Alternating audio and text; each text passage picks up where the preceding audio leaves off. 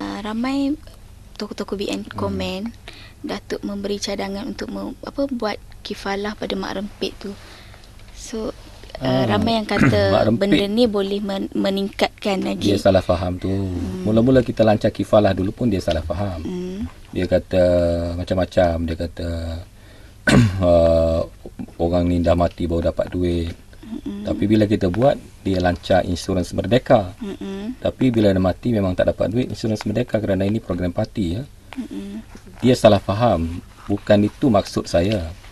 Maksud kita yang asal, Tok Guru minta supaya ada satu skim di mana belia-belia yang nak berkahwin tetapi dia pendapatan kecil, dia baru kerja, dia baru keluar universiti, dia ada girlfriend, dia ada boyfriend, nak kahwin tak cukup duit, maka kita beri mereka ni RM1,000 satu pasangan untuk kahwin dengan syarat mereka masuk insurans yang kita lancarkan dengan nama insurans syabab ya.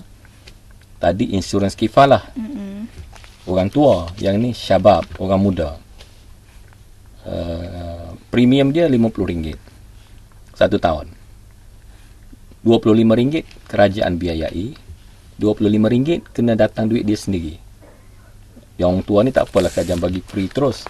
Orang muda ni kita nak latih mereka berjimat dan menabung. Kalau mereka kemalangan, mereka akan dapat lebih kurang RM5,000 satu orang. Kalau mereka kematian, keluarga mereka dapat RM5,000 lebih kurang seorang. Kalau nak kahwin, mereka dapat RM1,000. Ya. Termasuk yang boleh mendaftar ni ialah Mak Rempit. Okey. Bukan insurans ni khusus untuk Mak Rempit ya. Tawaran yang sama diberikan juga. Itulah, dia payah faham sikit. Saya pun kadang-kadang kesian dia.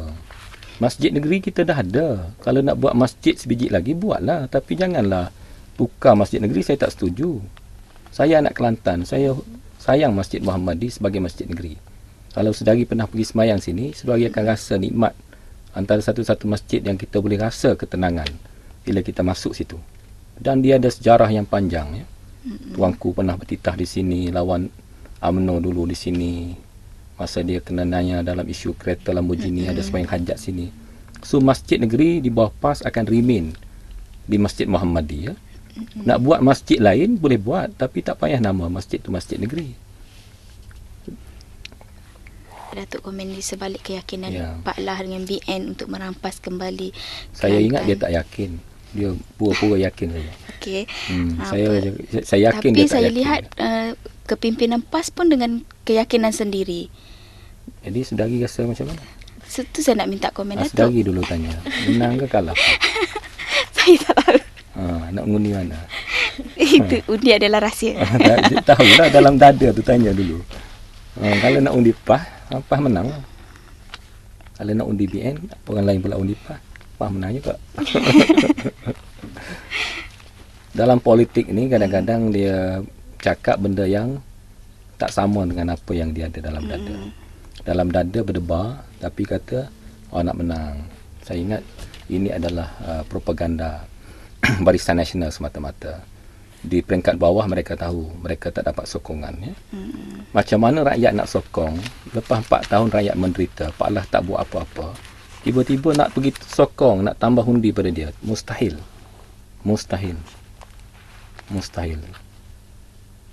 Kecuali kalau kerajaan Pak Lah ni dah begitu perform, saya yakin masa tu rakyat mungkin berubah fikiran ni. Tapi kalau dia tak perform, janji banyak, kerja tak buat, tak ada sebab rakyat nak sokong. Okey Datuk, kemunculan kelab penyokong, adakah ia membantu meningkatkan undi? Sekarang ni saya dah sebut, kebangkitan sekarang, kebangkitan rakyat menentang Barisan Nasional ya. Bukan kebangkitan PAS, bukan kebangkitan PKR, bukan kebangkitan DAP, bukan ya. Mahasiswa pun bangkit, kaum-kaum yang lain pun bangkit ya. Orang biasa pun bangkit kerana mereka rasa negara kita sedang menuju kepada satu masa depan yang kabur ya. Berbanding negara lain, kita sebenarnya undur ke belakang. Rasuah begitu merebak sekali ya. kepentingan rakyat tidak terbela. Ya. Kekayaan negara dikongsi oleh segelintir kecil orang yang berkuasa. Ya. Peluang-peluang ekonomi, walaupun ekonomi dikatakan berkembang, tidak sampai pada rakyat. Ya. Pengangguran masih lagi satu isu, termasuk pengangguran mahasiswa. Ya. Sistem pemerintahan negara kita agak kucar-kacir. Kehakiman seperti yang saya sebut tercemar, polis juga kurang diyakini, BPR sendiri menghadapi masalah dari segi imej. Ya, kekayaan negara seperti Petronas tidak dapat diagihkan secara yang memberikan manfaat meluas pada rakyat. Ini semua memerlukan satu anjakan paradigma, ya. Satu suntikan baru bagi negara kita duduk di atas landasan yang betul. Ya. Di baris di hadapan calon-calon sekarang, kita hebat-hebat, ya. Seperti Dr. Fadli, pensyarah Universiti Islam Antarabangsa, ya. Dia latar belakang ijazah pertama dia Guaman, ya. Dia ada PhD, watak yang sangat baik, mudah mesra.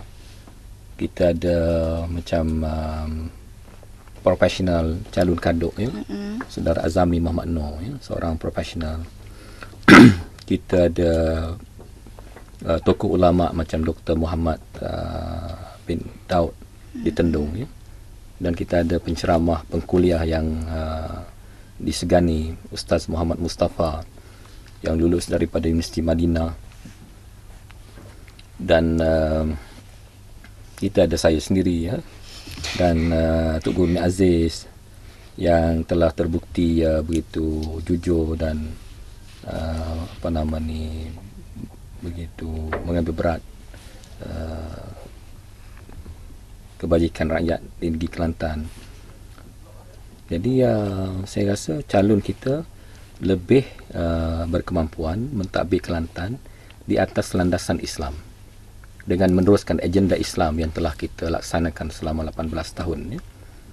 Agenda Islam bukan saja bermaksud masjid, ya, tetapi membawa orang ke masjid pun termasuk dalam agenda Islam. Kalau kita ada masjid, orangnya tak ada untuk sembahyang, masjid itu akan jadi hiasan semata-mata. Ya. Nak buat masjid, beli simen, beli batu, ada duit sikit, boleh upah orang buat masjid. Tapi nak bawa orang pergi masjid, sembahyang masjid penuh saf-saf dalam masjid masa zuhur, masa asar, masa subuh, ini susah. Ya. Ini memerlukan orang yang pakar dan committed dengan agenda Islam. Ya.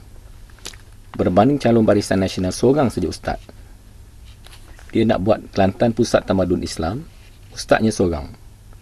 Kesianlah ustaz tu, banyaklah kerja dan nanti. Berbanding dengan calon PAS yang kita lihat terdiri daripada pelbagai latar belakang yang menunjukkan kemampuan kita untuk mentadbir dan disokong oleh pelbagai pihak. Ya. Kalau tidak, macam mana kita dapat calon-calon yang berwibawa, bekas pensyarah, dia sanggup letak jawatan. Okey, Datuk, kalau